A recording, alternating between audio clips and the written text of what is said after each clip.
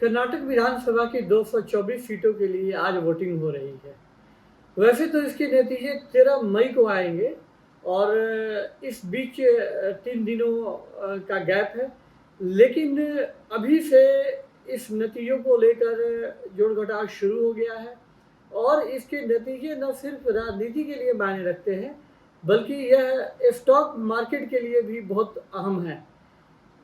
इन नतीजों का stock market पर क्या असर पड़ेगा? स्टॉक इन्वेस्टर्स को क्या निवेश के लिए इन नतीजों के आने का इंतजार करना चाहिए? आइए इन सवालों का जवाब जानने की कोशिश करते हैं। मैं हूं मनी कंट्रोल से राकेश रंजन और अब कर्नाटक चुनाव के नतीजों के बारे में बात करते हैं।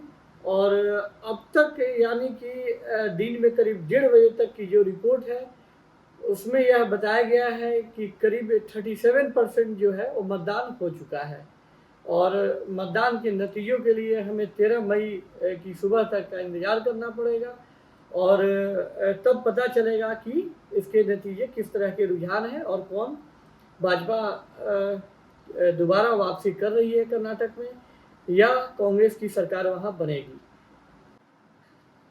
कर्नाटक चुनाव के नतीजों को लेकर जो प्रेडिक्शंस आए हैं, जो फोरकास्ट आए हैं, उसमें कांग्रेस को सिंगल लार्जेस्ट पार्टी बताया गया है और यह माना जा रहा है कि भाजपा की सीटें जो होंगी वो कांग्रेस के मुकाबले कम होंगी। लेकिन यह तय है कि किसी एक पार्टी सरकार बनाने में सक्षम होती नहीं दिख रही है और अगर सरकार बनेगी तो वह 2 दलों के सहयोग से ही बनेगी। और अभी जो फोरकास्ट के जो आंकड़े जो आए हैं उसमें कांग्रेस को 105 सीटें मिलती बताई जा रही हैं और भाजपा की सीटें जो है वो 75 से लेकर 85 के बीच रह सकती हैं और जनता दल एस की सीट जो है वो 30 से लेकर 35 के बीच बताई जा रही हैं। स्टॉक मार्केट पर इन चुनावों के नतीजों के असर के बारे में मैंने कई एक्सपर्ट से बातें की हैं और उन बातों का जो जिस्ट है उससे यह पता चलता है कि कर्नाटक चुनाव के नतीजे चाहे कुछ भी हो, शेयर बाजार के पर उनका ज़्यादा असर नहीं पड़ेगा।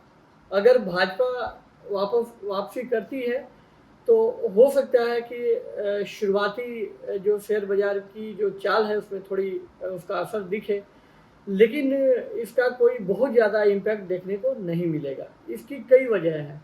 पहला तो यह माना जा रहा है कि इंडियन मार्केट अप्रैल से तेज़ी दिखा रहा है, तेज़ी के दौर में है, मार्केट बुल रन में है और अप्रैल से अब तक बात करें तो मार्केट के जो प्रमुख सूचकांक हैं सेंसेक्स और निफ्टी, उसमें करीब 5% तक की तेज़ी आ चुकी है और मार्केट का जो सेंटिमेंट है वो भी पॉजिटिव बना हुआ है।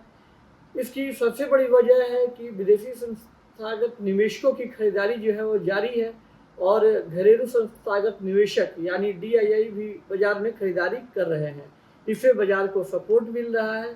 कंपनियों के अब तक जो नतीजे आए हैं उनसे भी यह पता चलता है कि इकोनॉमी की सेहत अच्छी है, कंपनियों के प्रॉफिट या रेवेन्यू की ग्रोथ अच्छी है और इसे कुल मिलाकर जो सेंटीमेंट है वो पॉजिटिव है। ऐसे में यह माना जा रहा है कि कर्नाटक चुनाव के नतीजे अगर कांग्रेस के पक्ष में रहते हैं, अगर कांग्रेस और जनता दल मिल के सरकार बनाते हैं तो भी मार्केट पर इसका कोई नेगेटिव इम्पैक्ट देखने को नहीं मिलेगा।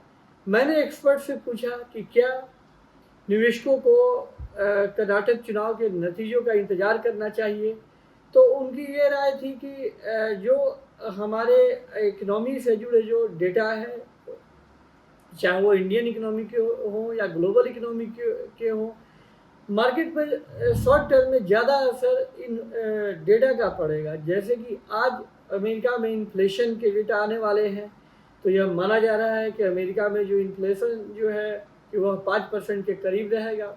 अगर यह इसी फोरकास्ट के आसपास, अनुमान के आसपास रहता है तो फिर मार्केट पे कोई इसका ख़राब असर पड़ने की उम्मीद नहीं है। इसी तरह से इंडिया में 12 मई को रिटेल इन्फ्लेशन के आंकड़े आने की उम्मीद की जा रही है कि इस बार भी रिटेल इन्फ्लेशन जो है वह 6% से नीचे रहेगा। तो ऐसे में अगर महंगाई की दर अगर काबू में रहती है तो मार्केट जो है कि आगे इसी तरह से तेज़ी दिखाएगा और शॉर्ट टर्म में मार्केट में तेज़ी का दौर जारी रहने की उम्मीद है। इसलिए निवेशकों को कर्नाटक चुनाव को लेकर किसी तरह की चिंता करने की, किसी तरह के इंतज़ार करने की ज़रूरत नहीं है। और अगर वो मार्केट में निवेश करना चाहते हैं तो वो हर डिप्स पे थोड़ी खरीदारी कर सकते हैं और शॉर्ट टर्म में मार्केट का रुझान जो है पॉजिटिव बने रहने की उम्मीद है। यह थी कर्नाटक के चुनाव को लेकर हमारी बातचीत, और जल्द नए वीडियो के साथ हम आपके से मिलेंगे। और अगर अभी तक आपने हमारे यूट्यूब चैनल को सब्सक्राइब नहीं किया है तो सब्सक्राइब कर दें। तब तक के लिए नमस्कार।